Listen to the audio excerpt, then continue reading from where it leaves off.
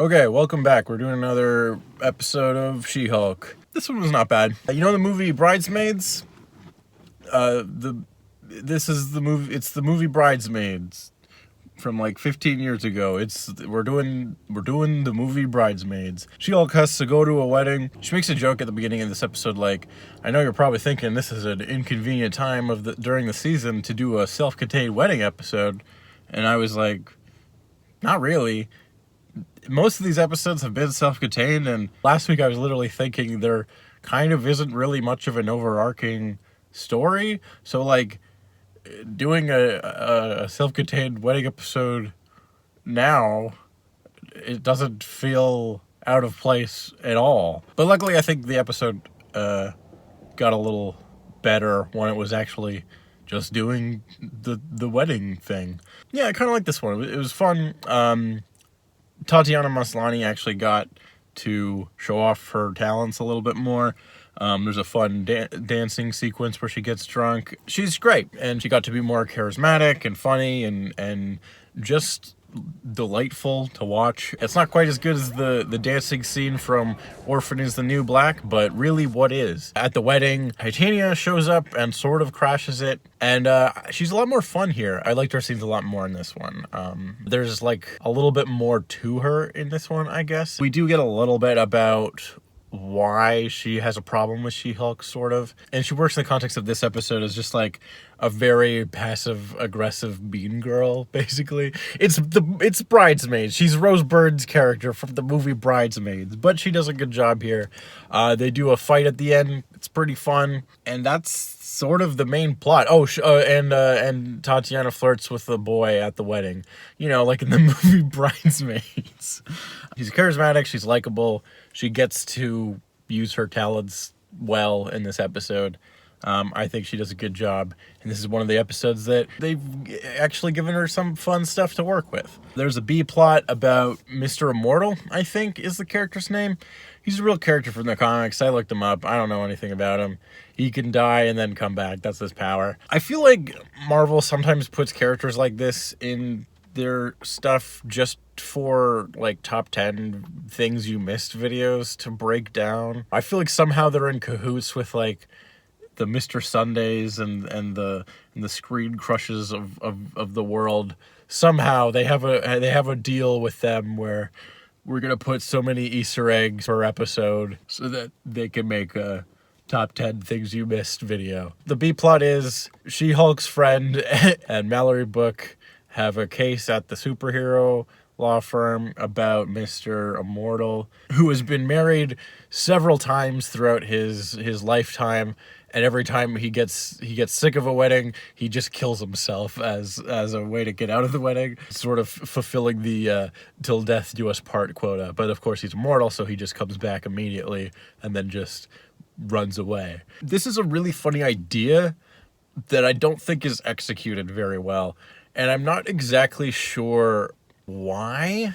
I think it has something to do with the way that they like introduce all of these like self-contained individual like cases that are usually the B plot, but sometimes it's the main plot of the episode.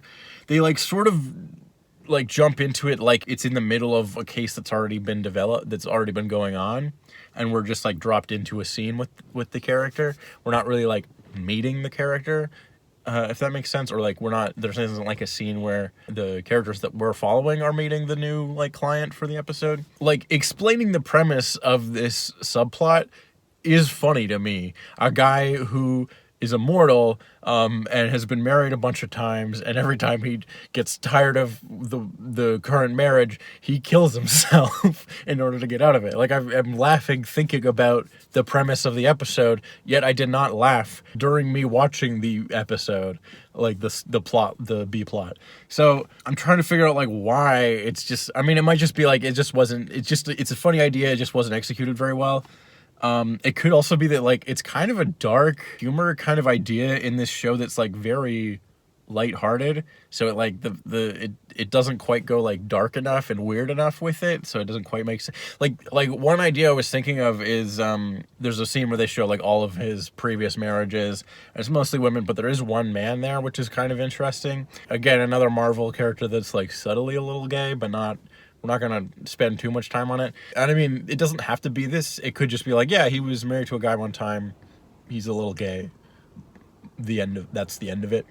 But there could be a joke there or something where like someone's asking him about that particular marriage and he's like, yeah, I mean, I don't know. I've been around long enough. I figured I'd try it out, see what it's like. Turns out, not into dudes, not at all. That marriage lasted a week. I killed myself almost immediately. Like, there could be something there, as my point. Like, and that's the thing, is they don't really do anything with this character. Like, it might be just the way it's executed. They put him on blast immediately. They're like, oh, so your real problem is you're afraid of commitment and you're afraid of conflict. And instead of just dealing with your problems or dealing with your relationship, you run away.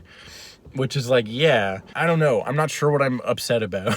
Like, obviously, this is a bad person. It needs someone like a Nathan Fillion in that role who can like pull off like a lovable asshole kind of thing.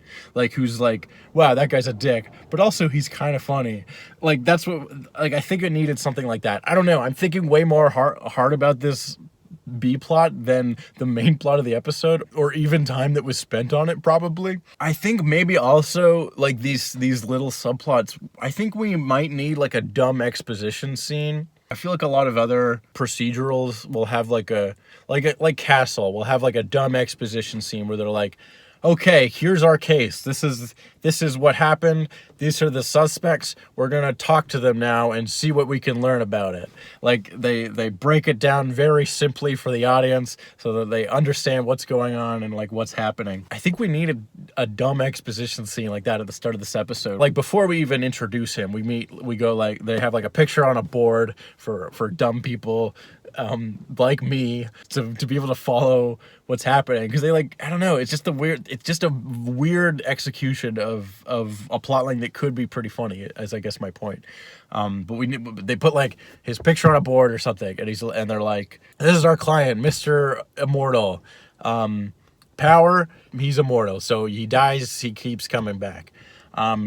He's being sued by the like dozen people that he's been married to over the last half a century, because every time he wants to get out of a marriage, instead of just getting a divorce like a normal person, he goes off and kills himself, which I guess technically fills in the till death do us part quota, but also not really, because he's immortal. So they're all suing him, and unfortunately he's our client now. Like, we don't have a scene like that where they just like break down what the plot is. I'm not saying I always need something to explain straight to me what the plot of a thing is, but sometimes it helps. It helps a little bit. It gets you right into the thing quickly. It doesn't really matter. It's a silly B plot that's very short and we'll never think of again after this episode, so let's stop talking about it. The last thing is they actually do set up an overarching thing at the end of this episode.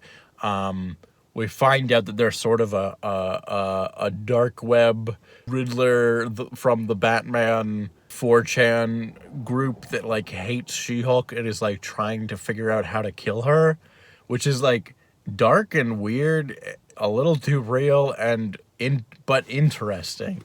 And I'm very curious as to where this is going, because this is kind of one of the only ongoing plot threads that has been set up, as they also like hint at that this is connected to the Wrecking Crew, who appeared in an episode earlier for like a minute, and they're connected to this like 4chan dark web internet group that wants to kill the She-Hulk. I'm curious as to where that's going. It's dark but intriguing. I'm intrigued, so I guess we'll see where that goes. We still have a couple more episodes left. Still no Daredevil, but I'm sure we'll see him soon or whatever. That's this one. It was the movie The Bridesmaids, but I mostly enjoyed it except for the B plot, which I thought was not that good. See you next time.